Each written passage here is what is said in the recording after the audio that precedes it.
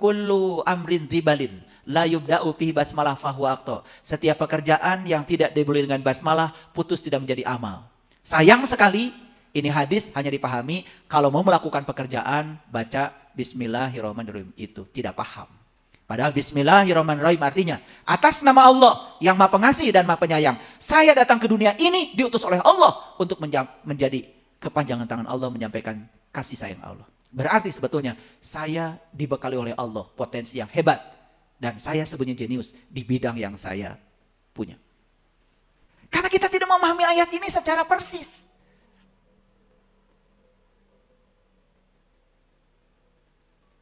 Saya bukan menyepelekan baca Quran, bukan menyepelekan sholat, bukan menyepelekan ritual-ritual agama, bukan. Kalau itu dilakukan dengan kesadaran, yes. Apalagi baca Qurannya bisa menangkap esensinya, yes. Tapi kalau cuma mengulang-ulang bacaan dan kita sendiri tidak mengerti yang kita baca, Allah tidak memahami casing luar, Allah memahami getaran yang di dalam. Clear sampai sini?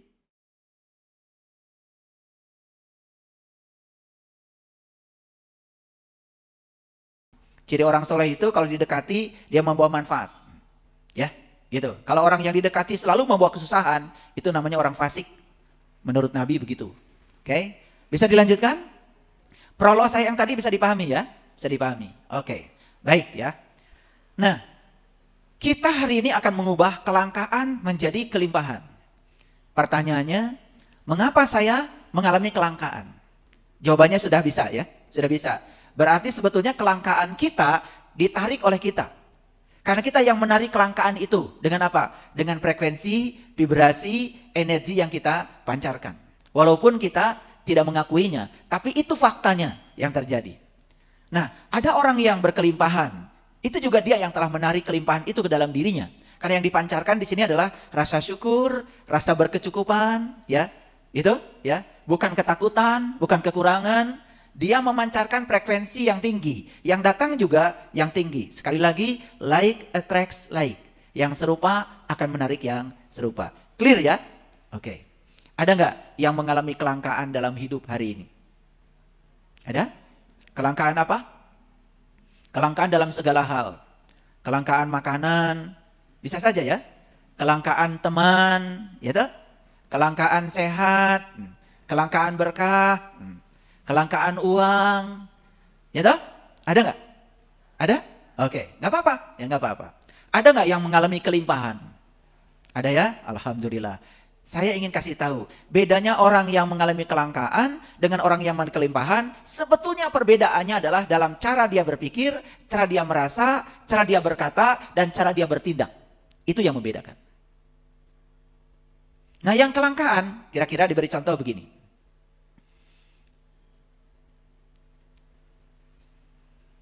Begitu lihat sesuatu di toko yang kelangkaan, biasanya respon dia terhadap sesuatu itu negatif. Yang kelimpahan, begitu melihat sesuatu, respon dia terhadap sesuatu yang dilihat itu positif. Saya sering mengumpamakan sepatu lah.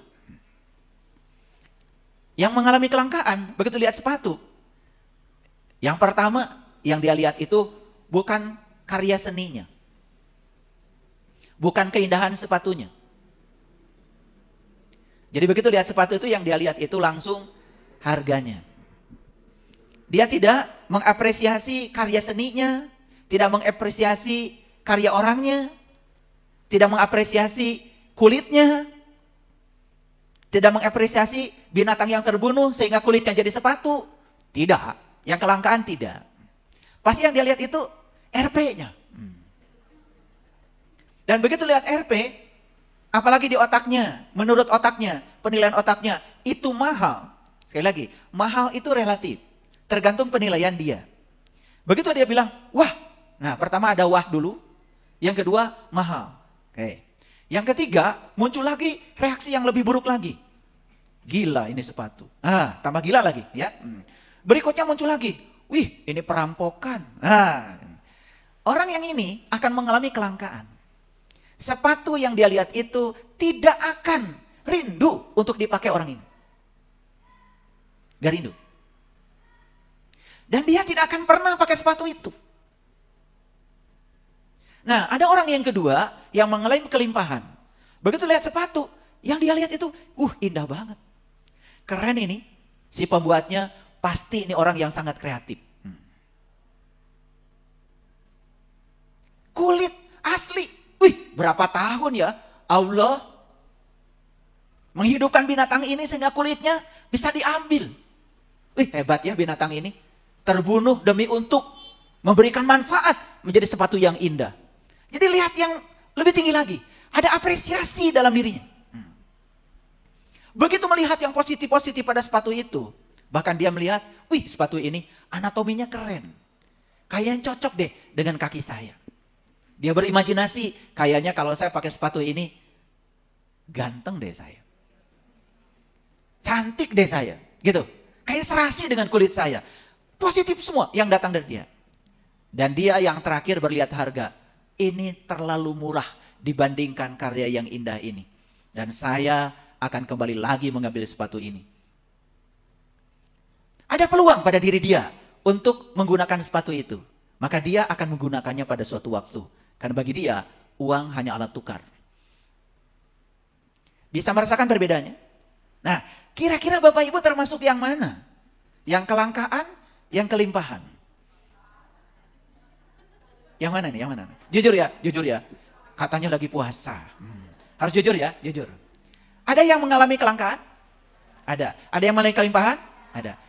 Bisa merasakan bedanya? Itu aja bedanya. Bukan soal berapa kaya, berapa uang, karena apa?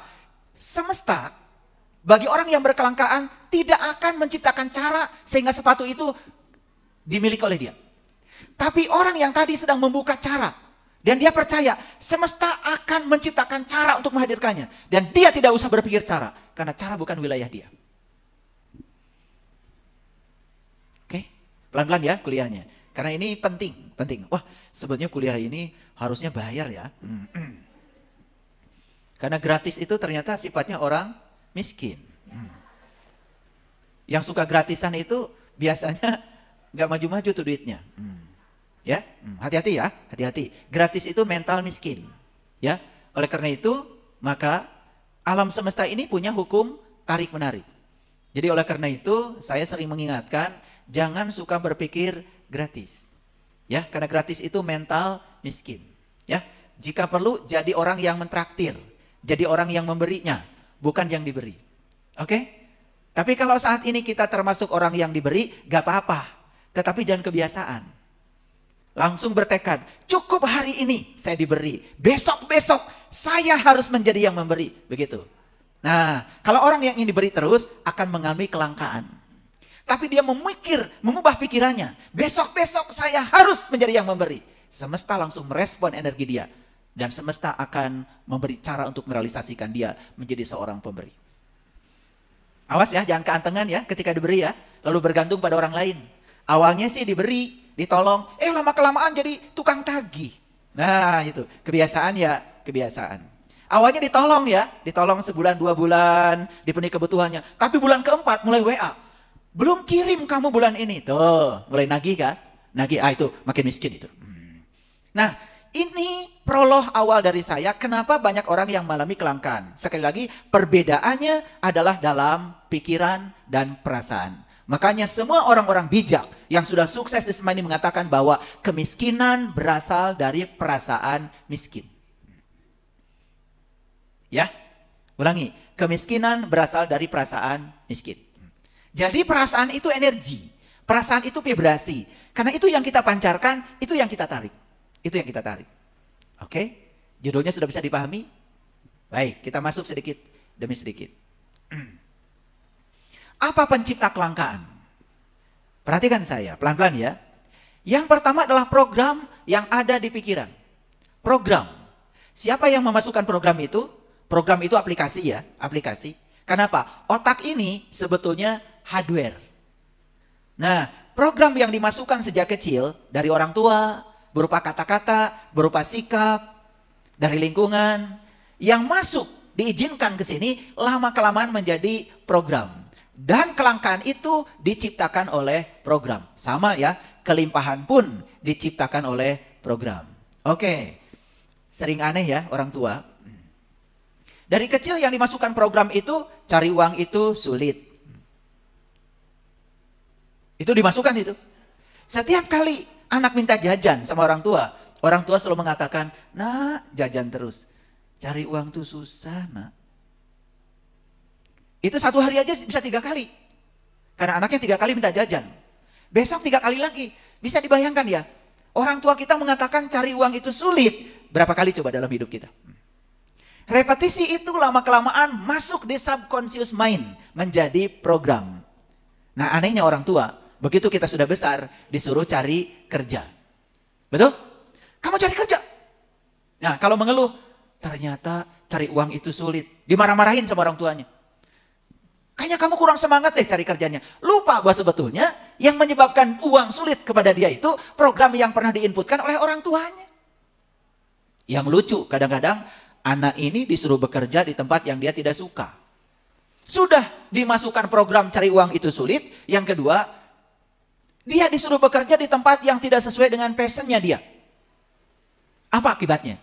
Kalau kita mengerjakan terus-menerus pekerjaan yang kita tidak suka dalam hidup, yang kita kerjakan itu bukan akan menyebabkan kelangkaan, tetapi kita akan menjadi lelah dan capek. Merasa itu sebagai suatu beban dalam hidup.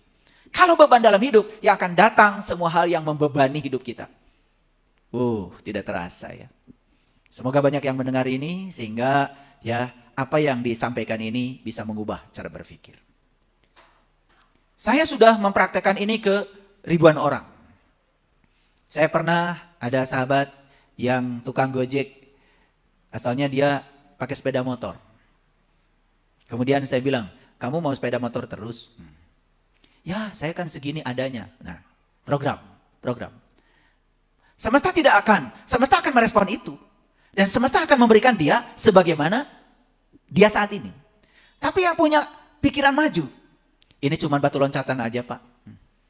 Saya yakin besok-besok saya akan ganti jadi mobil. Benar-benar besoknya ganti jadi mobil. Jadi ternyata yang bisa mengubah nasib kita itu bukan Tuhan.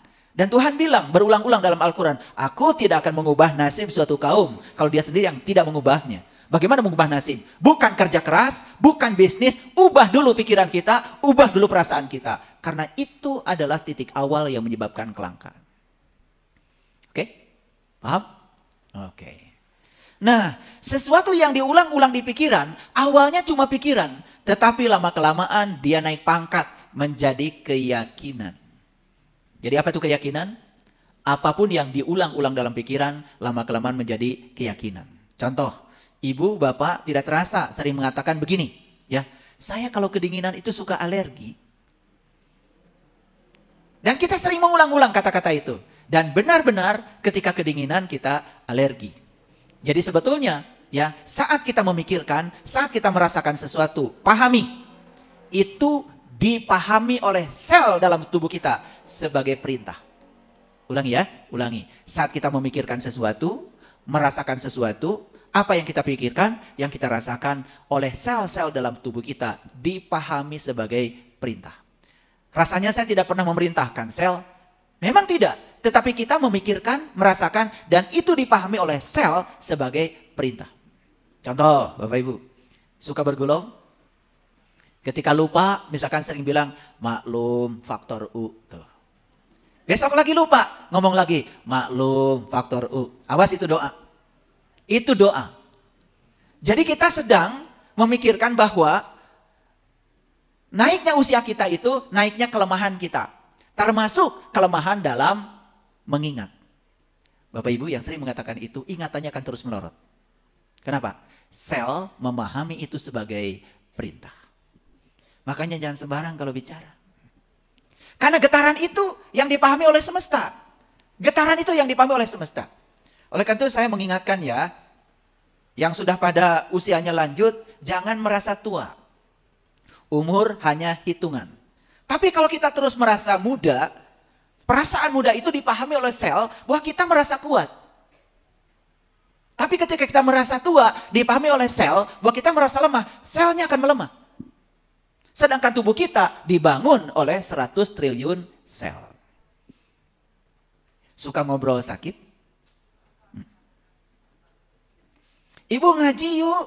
Aduh, tos samingon abdi teh ieu teh nyeri suku cara rangke. Itu pada satu orang.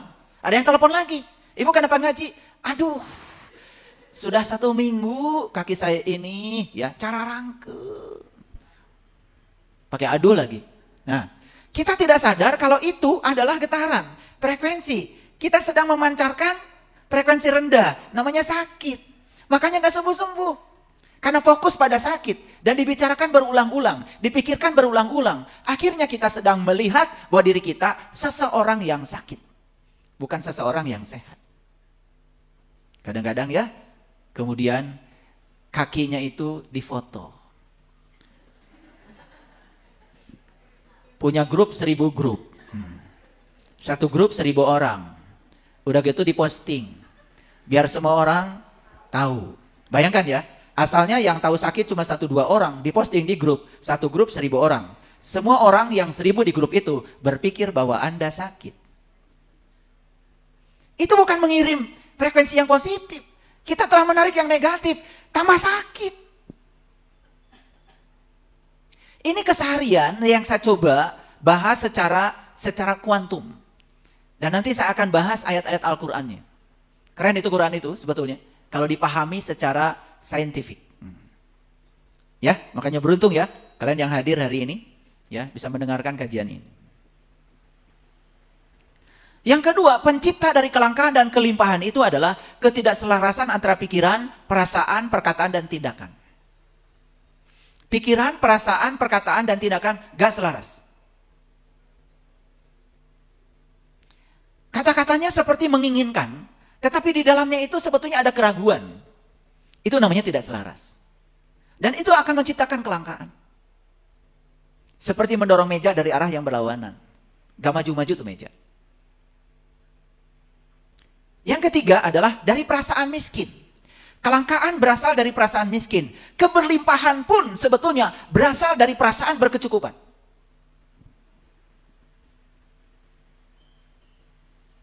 Yang keempat, tidak mampu menemukan berkah diri yang dititipkan semesta. Jadi sering menganggap seolah-olah saya ini tidak bisa. Sering menganggap seolah-olah itu tidak mungkin. Sering kan? Sering gak? Memvalidasi diri, saya tidak bisa. Atau memvalidasi diri, wah itu mah gak mungkin bagi saya. Makanya, dalam fisika klasik, semua hal itu deterministik. Semua hal itu deterministik. Tetapi dalam fisika kuantum, ternyata semua hal itu adalah probabilistik. Deterministik itu seolah-olah sudah pasti.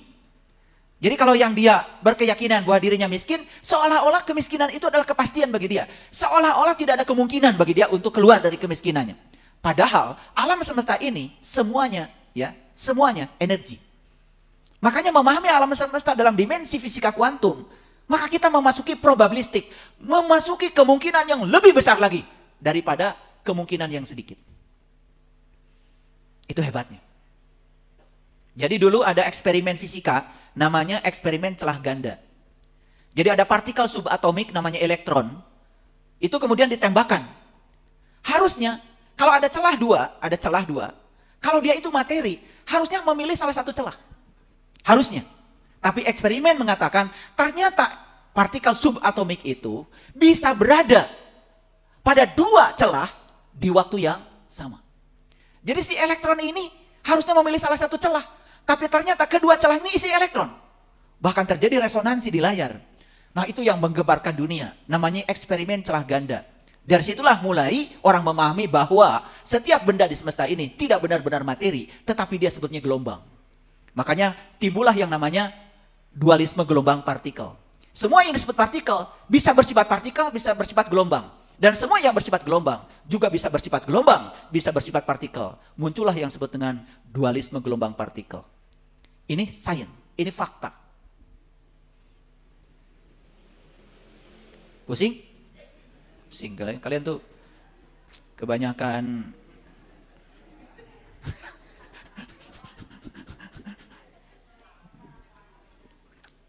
Jadi saya baca tadi pagi, ada 5 makanan yang menurunkan daya ingat.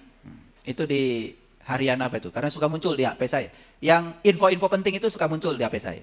Karena saya sering melihat yang positif, yang muncul itu berita-berita positif.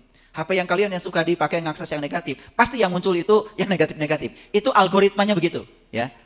Begitu muncul, itu yang muncul itu gosip, hujatan, itu jangan-jangan keseringan nontonnya begitu.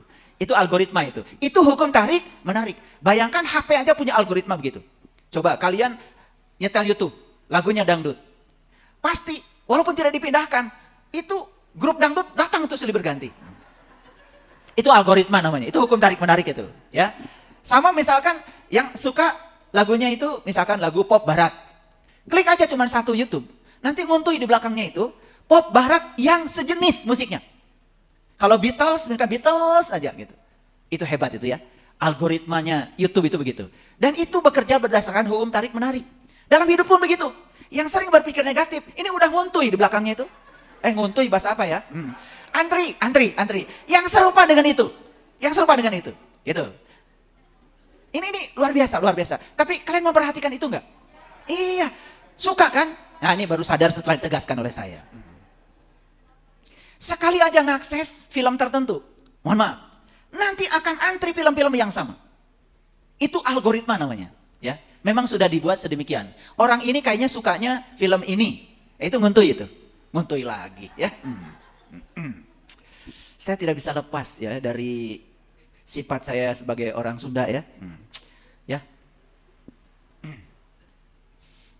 Jadi tidak mampu menemukan berkah diri yang dititipkan semesta. Gini, Bapak Ibu, lihat saya. Yakin gak setiap manusia itu jenius? Harus yakin. Anda semua itu jenius. Cuman jeniusnya spesifik. Ada yang jenius di tangannya, bikin kerajinan apa aja bagus. Ada yang jenius di kakinya, ya. Basket bisa, main bola bisa, jadi profesional. Ada yang jenius di bidang X, bidang Y, bidang Z. Jadi semua manusia itu jenius. Nah, lihat saya semuanya. Kenapa kok saya kelihatan bodoh? Sebetulnya salah tempat. Kayak ikan kelihatan bodoh kalau di darat. Kalau di air jenius. Nah, kita ini sebetulnya tidak menemukan sebetulnya berkah yang Allah titipkan kepada saya itu apa.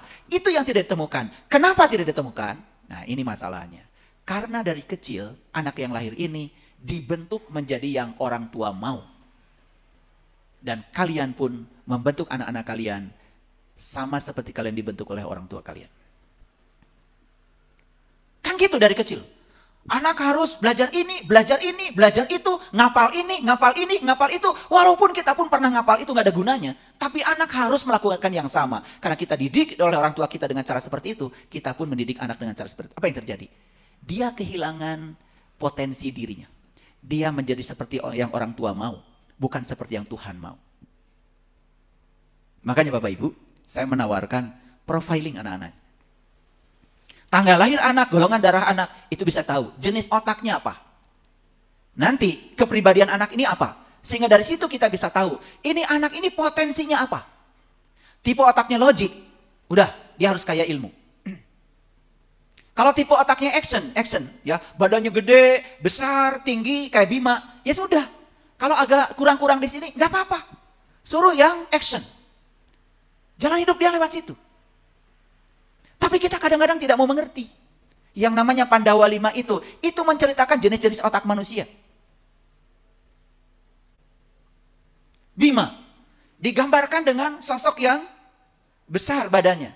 Dia sukses sebagai Bima karena dia menemukan berkahnya lewat tubuh yang besar. Arjuna digambarkan sebagai sosok intelektual. Itu mencerminkan tipe otak yang logik. Dia harus kaya ilmu. Arjuna tuh kaya ilmu. Digambarkan dalam pewayangan sebagai kaum intelektual. Dia memang jalur suksesnya lewat kaya ilmu. Ada lagi yang namanya Yudhistira. Yudhistira itu digambarkan sebagai seorang spiritualis. Makanya ketika mencapai puncak Himalaya, dia orang pertama yang mencapai Himalaya. Gambarannya begitu. Kenapa? Karena gunung itu mencerminkan puncak kesadaran. Dengan spiritualnya, dia cepat mencapai kesadaran. Maka Yudhistira itu menggambarkan tipe otak master. Ada lagi tipe otak kreatif. Siapa? Nakula. Ada tipe otak emosi. Namanya Sadewa. Jadi sebetulnya Pandawa 5 itu adalah diri kita. Di diri kita ada potensi Bima, potensi Arjuna, potensi Yudhistira, potensi Nakula, potensi Sadewa. Cuman kita jalur suksesnya beda-beda. Tidak semua orang sukses harus sekolah. Tidak semua orang sukses harus dengan tinggi pengetahuan. Tidak. Tidak. Coba perhatikan. Kalau kita lihat kehidupan nyata, kan orang sukses itu jalurnya lain-lain. Betul nggak? Tapi kita nih orang tua yang sok tahu. Seolah-olah semua anak harus sekolah tinggi. Padahal dia Bima. Bima itu memang kayak action. Badannya besar. Jadi petinju. Ya kan? Jadi pemain gulat, sumo. Kecerdasannya di situ. Dan kita bentuk anak seperti yang orang tua mau. Di situ anak kehilangan berkah dirinya. Dan itu yang menyebabkan kelangkaan. Kenapa anak saya kok susah cari kerja? Kenapa susah cari uang? Satu, ada program di dalamnya. Yang kedua, kita pun telah merampas potensi besar anak yang diberikan Allah di dalam dirinya. Kenapa? Anak dari kecil dibentuk seperti yang ibu bapak mau. Betul apa tidak? Ya, dari kecil suruh menghafal ini, menghafal itu. Ya, bangga kalau sudah banyak hafalan begitu. Hati-hati. Ini kira-kira ngerti nggak omongan saya? Oke, ini udah kecepatan, udah 7 km per jam nih. Udah mulai panas ya. Oke, ya. Nah, orang yang tidak menemukan berkah dalam hidupnya, dia akan kehilangan makna hidup. Ulangi ya. Dia yang tidak menemukan berkah hidup, dia akan kehilangan makna hidup. Gini maksud saya. Karena dia tidak menemukan berkah hidup, maka dia mengalami kelangkaan. Kalau dia mengalami kelangkaan, dirinya sendiri saja sudah susah. Bagaimana dia berarti bagi orang lain? Karena untuk mencapai makna hidup, dia harus berarti bagi dirinya. Dia berarti bagi orang lain. Kira-kira Bapak Ibu sudah menemukan berkahnya? Sudah menemukan saya jenius di bidang apa? Matematika? Fisika? Kimia? Masak-memasak? Jangan dikira loh. Jenius itu harus selalu fisika, tidak. Ya. Masak-memasak itu perlu jenius. Ada orang kalau masak, apa yang dipasak? Walaupun cuma kangkung, enak. Jenius. Ada orang dikasih daging, dikasih ini, dikasih masak, terus. Betul nggak? Iya, urutan nyuci aja salah. Betul nggak? Iya. Saya diajarin ibu saya, kalau motong ayam, kalau cara ngurusnya aja salah urutan, misalkan harus dikeluarkan dulu bagian mana, karena kalau itu tidak dikeluarkan bau ke seluruh daging ayam. Begitu dimakan itu, dagingnya itu bau ayam. Kan jadi tidak nyaman. Betul nggak? Betul apa tidak? Ya, oke. Kalian tuh harus dikasih contoh terus ya, baru ngerti. Nah, yang menciptakan kelangkaan dan kelimpahan itu hidup tidak sesuai dengan rencana semesta. Ulangi ya, hidup tidak sesuai dengan rencana semesta. Bapak Ibu, saya mau nanya jujur ya, yang merencanakan kelahiran kita itu siapa? Allah bukan? Oke, terserah mau menyebutnya apa, gak penting bagi saya. Yang paling penting itu kalian tahu dan kenal siapa sesungguhnya. Siapa sesungguhnya? Dia itu. Itu yang paling penting. Kalau sudah tahu, nyebutnya mau apa, gak penting lagi. Dan sebutan itu bukan dari Allah. Allah juga awalnya gak punya nama. Sebutan itu buatan kita manusia. Makanya agama yang berbeda, keyakinan yang berbeda, menyebut Tuhannya dengan sebutan yang berbeda. Gak usah ribut. Kita yang membuat sebutan itu kok. Ulangi. Hidup tidak sesuai dengan rencana semesta, itu menyebabkan kelangkaan. Di Quran Allah mengatakan, "Walladzi yusawwirukum fil arham kaifa yasha." Quran surat Al Imran ayat 6. Dialah Allah Al-Musawwir, arsitek agung, ya, yang menciptakan setiap kelahiran itu dengan penuh rencana. Setiap kelahiran anak manusia, siapapun itu, orang manapun itu, bangsa manapun itu semua direncanakan Allah. Untuk apa? Untuk menjadi kepanjangan tangan Allah, menyampaikan cinta kasih Allah. Maka Allah menitipkan bakat pada diri mereka itu sebagai alat untuk menuai keberkahan hidupnya. Jadi sekarang kesimpulan, kita aja, kenapa saya kok mengalami kelangkaan? Jangan-jangan hidup kita ini memang tidak sesuai dengan rencana Allah menciptakan kita. Bagaimana caranya? Harus reparenting. Berarti kita ini salah asuh. Salah asuh. Harus direparenting. Harus diasuh ulang. Sehingga kita dikembalikan lagi kepada sifat dasar kita yang asli. Nih, tempo hari ada yang konsultasi sama saya. Saya bilang, Anda ini harusnya berdasarkan sifat dasar yang saya baca. Gini. Gimana? Oh enggak, ini malah gitu. Saya bilang sama orang tuanya, ini anak salah asuh. Dan orang tua mengatakan, ya saya mengakui. Dari kecil sejak anak ini belum sadar apa-apa, sudah saya bentuk supaya anak ini seperti yang orang tua mau. Dan anak disebut sukses kalau cocok dengan orang tua yang mau. Walaupun anak ini tidak bahagia. Karena apa? Dia melakukan sesuatu yang tidak sesuai dengan bakat yang diberikan Tuhan kepadanya. Bayangkan anak dipaksa untuk sekolah tinggi, padahal tipe otak dia kreatif bukan, logik bukan. Padahal dia itu tipenya mungkin tipe emosi. Bagusnya kalau dia itu ke seni, ya, yang ada hubungannya dengan. Dan jangan mengira bahwa kalau orang menekuni seni tidak akan kaya. Apapun yang ditekuni kalau itu dari Allah pasti membuat dia berkelimpahan. Kira-kira sudah bisa dapat bayangan kenapa kelangkaan itu terjadi? Oke, bisa ya? Nah, jadi Bapak Ibu tugasnya apa sekarang? Memutus. Kalau kita pernah dididik seperti itu oleh orang tua kita dan menyebabkan kita mengalami kelangkaan, udah stop. Cara berpikir orang tua kita tuh stop di kita aja. Untuk anak-anak kita nggak boleh lagi. Periksa dia, tipe otaknya apa? Periksa dia, golongan darahnya apa? Di profiling, di mapping dia. Supaya apa? Supaya dia menemukan jalur hidupnya yang membuat dia bahagia. Karena apa? Satu-satunya jalan mencapai kebahagiaan adalah kebahagiaan itu sendiri. Ulang ya. Satu-satunya jalan mencapai kebahagiaan adalah kebahagiaan itu sendiri. Bayangkan anak-anak disuruh sukses, padahal dia berada di jalur yang dia sendiri tidak bahagia di jalur itu. Maaf ya, saya banyak dapat konsultasi. Ada anak yang tidak mau jadi dokter, bahkan lihat darah aja takut. Dipaksa oleh orang tuanya harus jadi dokter. Dan bertahun-tahun dia menekani profesi itu. Bahkan saat ada orang yang patah tulang macam-macam, itu dia stres. Bukan menolong pasien. Apa yang terjadi? Seumur hidup berarti dia berada di pekerjaan yang tidak membahagiakannya. Disitulah akan muncul penyakit, kanker, tumor, macam-macam. Kenapa? Dia depresi sepanjang hidupnya. Bisa dipahami? Oke, jadi sekarang mengerti ya penyebabnya. Nah, makanya di Islam itu ada kata-kata kullu amrin dzibalin la yubda'u bihi basmalah fahuwa aqta. Setiap pekerjaan yang tidak dimulai dengan basmalah putus tidak menjadi amal. Sayang sekali ini hadis hanya dipahami kalau mau melakukan pekerjaan baca bismillahirrahmanirrahim, itu tidak paham. Padahal bismillahirrahmanirrahim artinya atas nama Allah yang Maha Pengasih dan Maha Penyayang, saya datang ke dunia ini diutus oleh Allah untuk menjadi kepanjangan tangan Allah menyampaikan kasih sayang Allah. Berarti sebetulnya saya dibekali oleh Allah potensi yang hebat dan saya sebenarnya jenius di bidang yang saya punya. Gitu nggak Bapak Ibu? Tidak kan? Lalu kita melakukan pekerjaan seperti kebanyakan orang. Hasilnya ya seperti kebanyakan orang. Saya kasih tahu. Kalau kita ini ahli, tetapi keahlian kita banyak yang bisa, itu menjadi tidak ahli, itu menjadi umum. Ulangi ya. Kita ini ahli, tapi keahlian kita itu banyak orang yang bisa. Itu tidak ahli lagi, itu tidak profesional. Itu jadi keahlian yang bersifat umum. Nilai kita itu seperti umum. Dokter umum dengan dokter spesialis beda harga. Kenapa? Karena dia satu-satunya yang ahli di bidang itu. Paham ya?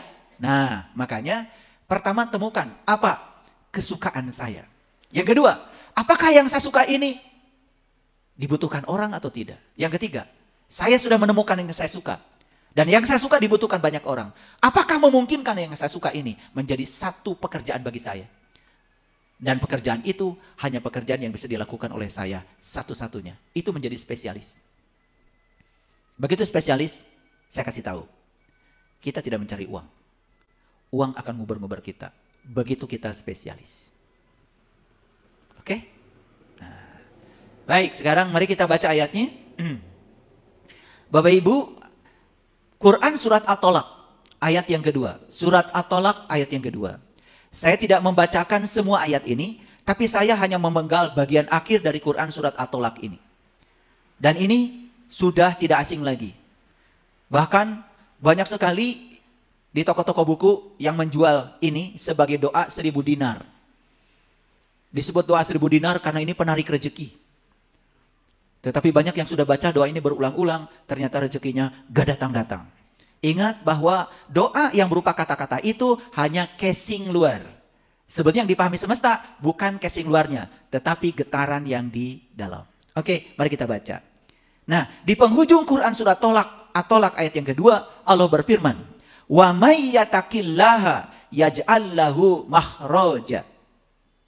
Barang siapa bertakwa kepada Allah, niscaya dia akan mengadakan baginya jalan keluar. Perhatikan saya. Barang siapa yang bertakwa kepada Allah, maka dia akan diberikan jalan keluar. Tentu saja ini jalan keluar dari apa? Betul nggak? Jalan keluar dari apa? Kalau disebut jalan keluar, berarti kita di dalam atau di luar? Di dalam. Ulangi ya. Kan ini akan diberi jalan keluar. Berarti posisi kita di mana? Di luar apa di dalam? Di dalam. Di dalam apa? Kita sedang terkurung oleh jeruji yang diciptakan oleh kita sendiri.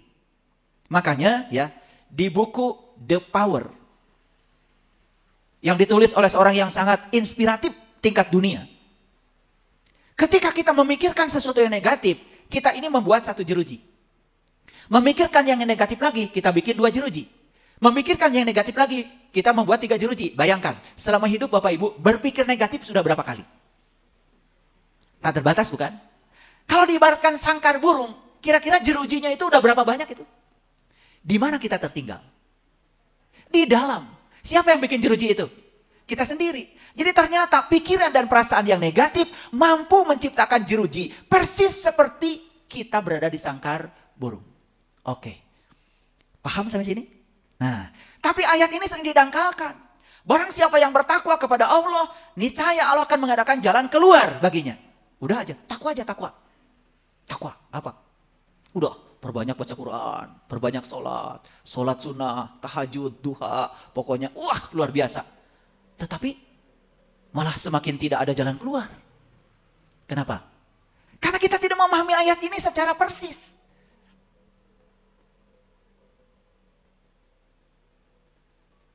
Saya bukan menyepelekan baca Quran, bukan menyepelekan sholat, bukan menyepelekan ritual-ritual agama, bukan. Kalau itu dilakukan dengan kesadaran, yes. Apalagi baca Qurannya bisa menangkap esensinya, yes. Tapi kalau cuma mengulang-ulang bacaan dan kita sendiri tidak mengerti yang kita baca, Allah tidak memahami casing luar, Allah memahami getaran yang di dalam. Clear sampai sini? Oke, pahami ini dengan baik. Baik, jadi kita udah terkurung di mana tadi? Di dalam sangkar. Siapa yang bikin jerujinya? Kita sendiri. Yang tahu berapa banyak jeruji yang kita bikin siapa? Siapa? Kita aja terus. Siapa? Bilang saya sekali-kali ya. Berani mengambil risiko. Kalian itu saya diikut-ikut aja. Ulangi. Kita terkurung di mana sekarang? Di dalam. Ya. Siapa yang bikin jerujinya? Saya. Jadi saya sekarang sedang terkurung di jeruji buatan saya. Dibuat oleh pikiran, perasaan, dan kata-kata saya sendiri. Yes? Oke. Sekarang saya ingin ada jalan keluar. Gimana caranya? Logikanya gimana? Berarti jeruji-jeruji yang pernah saya buat itu harus saya patahkan satu-satu. Dan di mana jeruji itu ada sekarang? Di alam bawah sadar saya. Berarti saya harus mengubah program-program salah pada diri saya. Harus saya runtuhkan satu persatu. Sehingga saya bisa menemukan jalan keluar. Jadi takwa dalam konsep ini apa sebetulnya? Takwa dalam konsep ini adalah mematahkan semua jeruji buatan kita sendiri.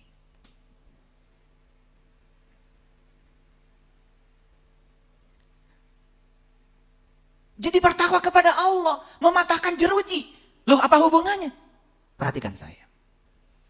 Kalau kita sudah tahu dan kenal kepada Allah, kita tahu bagaimana cara mekanisme alam semesta ini bekerja.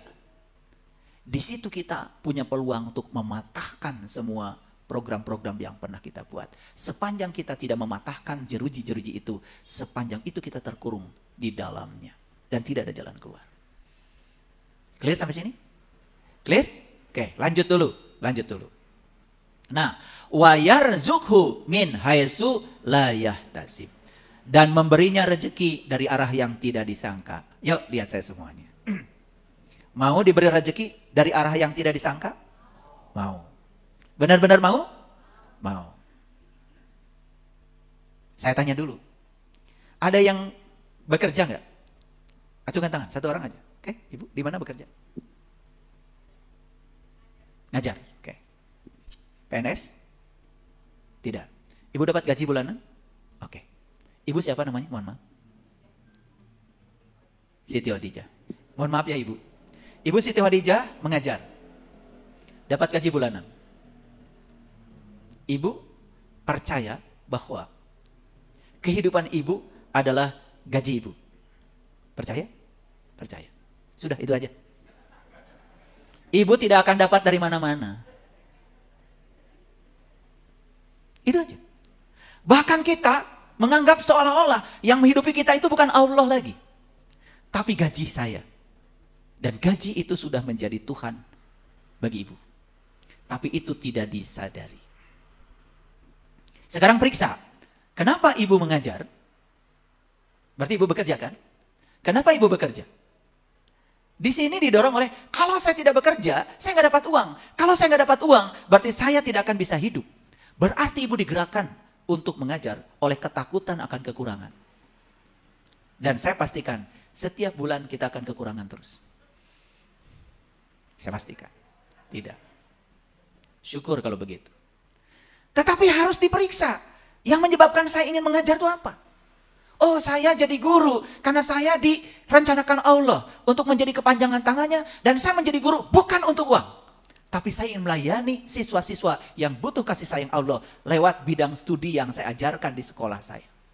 Bismillahnya sudah masuk di jalur. Apa yang terjadi? Setelah itu ibu lupakan gaji. Jangan terlalu percaya bahwa hidup ibu adalah gaji ibu.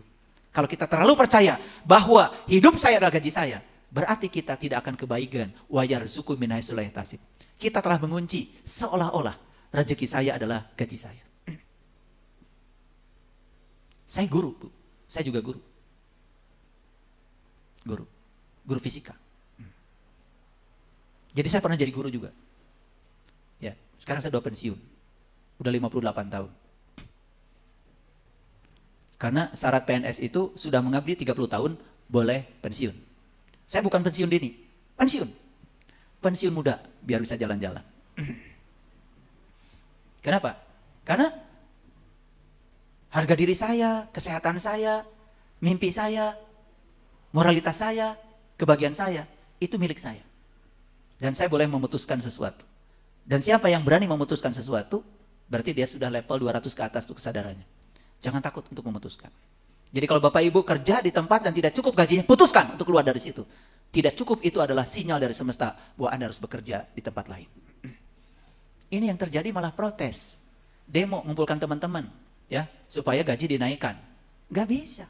Setiap pengusaha punya aturan sendiri. Kalau ingin menaikkan gaji, bikin usaha sendiri. Tentukan gajinya oleh kita sendiri. Berapa kita mau digaji sebulan. Itu baru keren. Nah, ada yang lucu. Ingin jadi orang kaya, tetapi bekerja di orang. Sementara di kerjaan itu kita sudah tahu gajinya terbatas. Berlawanan nggak? Berlawanan. Kalau kerja di orang, kan gajinya ditentukan orang. Dan waktu kita akan diambil oleh orang yang mempekerjakan kita. Betul? Dan kita akan hidup di aturan orang. Dan semua hak kita dirampas oleh orang yang mempekerjakan kita. Paham maksud saya? Jadi kalau bekerja di orang itu sama dengan kita sedang merencanakan masa depan orang. Kita lupa merencanakan masa depan kita sendiri. Makanya saya keluar duluan. Saya tidak mau menghabiskan umur saya di situ sampai 65, 70. Kenapa? Karena saya tidak mau terus-menerus diatur orang.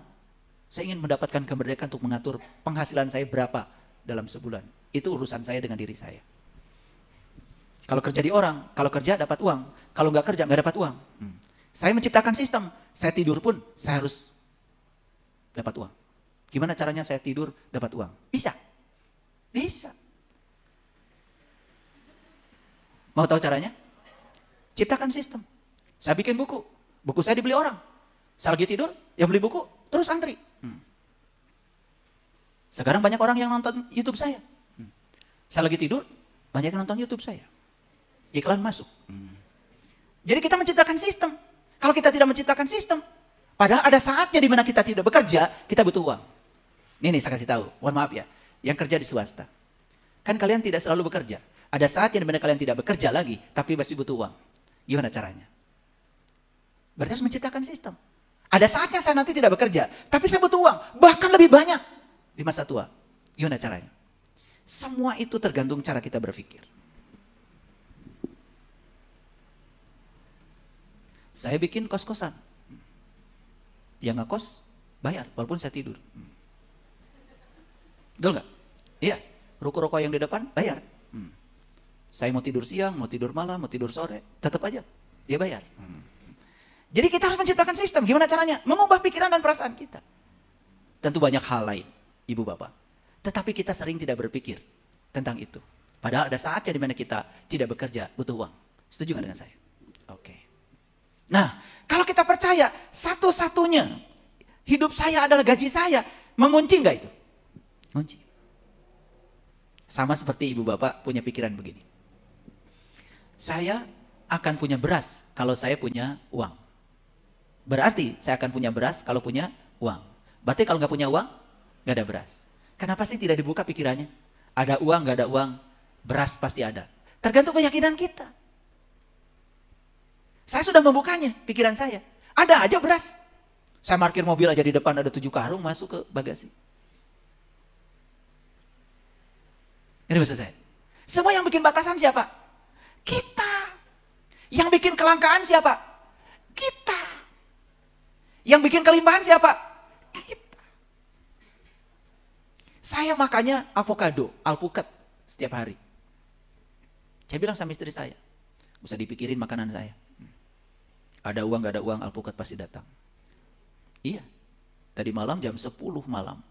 Pas maghrib, orang kerja di rumah bilang, Pak, alpukat nu kamari tos baruruk. Nanti ada. Saya makan sahur, ada alpukat 1 peti. Dari mana ini? Tadi malam Pak ada tamu jam 10. Ngirim alpukat. Kan tidak mesti harus ada uang. Kenapa dia bisa datang? Karena saya menariknya. Kenapa dia bisa datang? Karena ada orang yang digerakkan oleh semesta. Cara itu bukan wilayah saya. Cara itu wilayah Allah. Karena saya kalau berpikir cara sulit. Karena saya tidak tahu. Saya ingin keliling dunia sama istri saya. Kalau saya berpikir cara, pasti yang pertama saya lihat adalah saldo saya.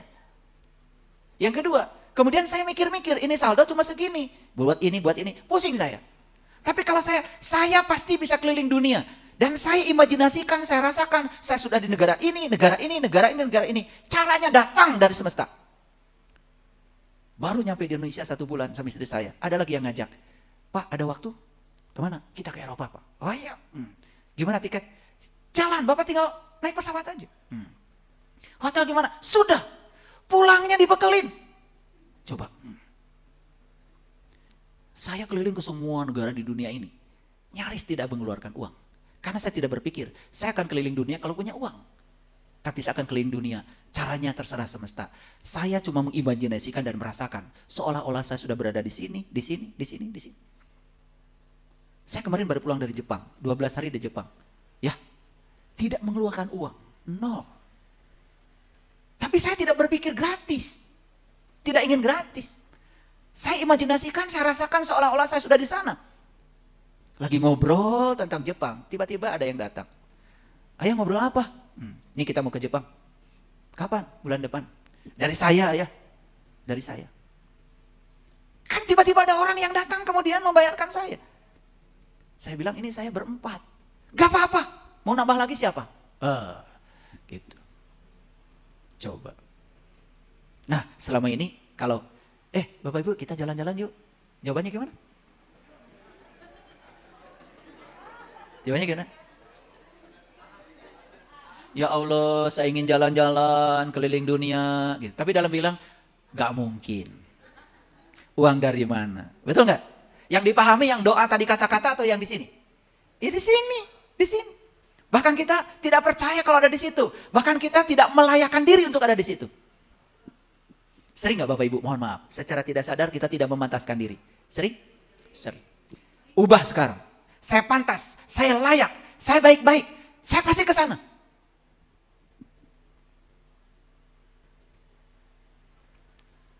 Jadi ngerti sekarang. Wa may yattaqillaha yaj'al lahu makhraja. Barang siapa yang bertakwa kepada Allah, Allah akan berikan jalan keluar. Keluar dari mana? Keluar dari penjara lama, masuk dalam dunia baru. Patahkan semua jeruji. Gimana caranya? Yakin kalau semua yang negatif yang kita buat selama ini yang membuat kita terpenjara bukan dari Allah. Semua itu adalah dari kita sendiri. Allah itu kekuatan positif. Allah itu kekuatan positif. Allah itu disebut oleh orang-orang yang sudah berkesadaran cinta. Cinta bukan rasa perasaan, tapi kekuatan positif. Oke, lanjut dulu ya. Ini agak lama muter-muter di sini ya. Wa yarzuqhu min haitsu la yahtasib, dan memberinya rezeki dari arah yang tidak disangka. Yuk sekarang, jangan menyangka bahwa rezeki kita satu-satunya adalah itu. Buka jerujinya. Rezeki saya bisa datang dari segala arah. Luapkan perasaan kita, luapkan rasa berkecukupan. Dan itu rahasianya. Saya ngasih contoh sama komunitas saya. Kalau ada orang yang mau jual tanah, jual rumah, saya tidak mengatakan uang dari mana. Enggak pernah. Yuk kita lihat. Pasti ada rezekinya. Gitu. Ternyata begitu dilihat, ngobrol sebentar, oh orang ini bermasalah. Dia punya urusan dengan bank. Dan kalau tidak dibayar, saat itu habis tuh rumahnya jadi bunga bank. Niatkan dalam diri kita, berapa uang ke bank? Segini. Udah, bayar dulu yang ke bank ya Pak. Biar Bapak bisa tidur. Niatnya bukan memiliki rumah, niatnya menolong orang. Nanti nego ke bank, saya bantu ke bank. Saya bantu ke bank, saya perjuangkan. Sampai seminimal mungkin dia harus bayar. Baru kejadian hari kemarin di kehidupan saya. Udah gitu, dia, udah rumah saya beli aja sama Bapak. Boleh, tapi saya baru bisa menyelamatkan utang Bapak ke bank. Sisanya gimana? Terserah Bapak, kapan aja. Kan mending begitu. Daripada kita mengatakan uang dari mana. Betul nggak? Dan pasti ada rezeki. Dan saya sudah melakukan itu berkali-kali. Bapak Ibu, coba Bapak Ibu perhatikan. Dalam kehidupan Bapak Ibu, mungkin pernah ada suatu kejadian. Di mana kita tidak memikirkannya, tidak apa, tiba-tiba berkah datang. Pernah nggak? Pasti itu. Coba dikumpulkan berapa kali itu. Itu jadikan model. Ada patternnya, ada polanya itu. Sekarang lakukan getaran itu untuk yang lebih besar dari itu. Bisa, bisa. Karena semua manusia itu sebetulnya rezekinya tanpa batas. Karena kita punya Tuhan yang tanpa batas. Dunia ini akan cukup buat 8 miliar penduduk bumi yang bersyukur. Dan dunia ini tidak akan pernah cukup untuk satu penduduk bumi yang serakah. Yang penting jangan ada keserakahan. Saya memiliki aset, hampir semuanya menolong. Tidak niat membeli. Dan selalu ada jalan keluarnya. Oke. Nanti suatu saat kalau ingin lebih dalam lagi memang harus khusus bicara tentang ini. Sekarang ini permukaannya aja dulu ya. Sebetulnya di saya ini udah mendesak-desak ini. Rahasia-rahasia mau saya buka. Tapi waktunya tidak akan cukup ini 2 jam. Tetapi permukaan dulu ya. Permukaan dulu ya. Oke. Lanjut. Gratis ya. Gratis. Wa may yatawakkal 'alallah fahuwa hasbuh. Barang siapa yang bertawakal kepada Allah, niscaya Allah akan mencukupkannya. Makanya doa-doa para nabi, para rasul, gak panjang kayak kalian. Cukup doanya hasbi Allah, hasbi Allah, hasbi Allah. Cukuplah Allah. Tetapi kata-kata itu datang dari pengalaman. Kalau kalian kan ngapalin. Hasbi Allah, ngapalin. Gimana hasbi Allah itu datang dari pengalaman. Merasa cukup dengan Allah. Bagaimana kita merasa cukup dengan Allah? Tahu Allahnya aja enggak. Kenal Allahnya aja enggak. Makanya kuncinya yang paling utama. Kenali dulu Allahmu itu. Kenali Tuhanmu itu. Siapa yang kenal dirinya, maka dia akan kenal Tuhannya. Sebelum mengenal Allah, kenali dulu diri sejatimu. Siapa sesungguhnya kamu? Karena dengan pengenalan akan itu, kita tahu cara menempatkan diri di hadapan Allah. Bahkan kita tahu cara berkomunikasi dengan Allah. Dan komunikasi dengan Allah, yang saya tahu, tidak melalui bahasa-bahasa verbal. Itu casing luarnya. Tetapi komunikasi dengan dia adalah bahasa rasa, bahasa energi, bahasa getaran, bahasa frekuensi, bahasa vibrasi. Innallaha balighu amri. Sesungguhnya Allah melaksanakan segala urusan yang dikehendakinya. Qad ja'alallahu likulli syai'in qadra. Sesungguhnya Allah telah mengadakan ketentuan bagi tiap-tiap sesuatu. Hati-hati memahami ayat ini.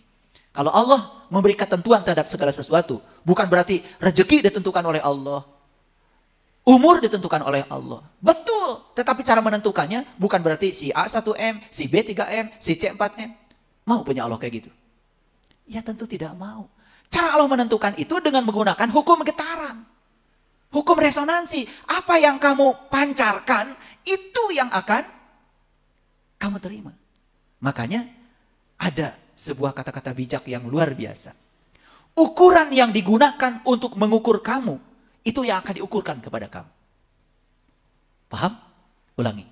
Ukuran yang kamu gunakan untuk mengukurmu, akan diukurkan kepadamu.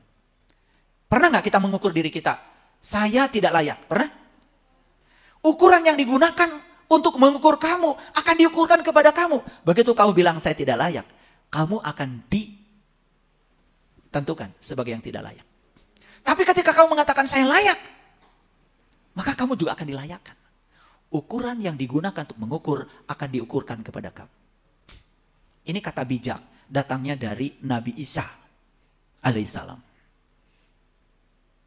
Bukan kata-kata dari orang biasa, dari orang yang sangat intuitif.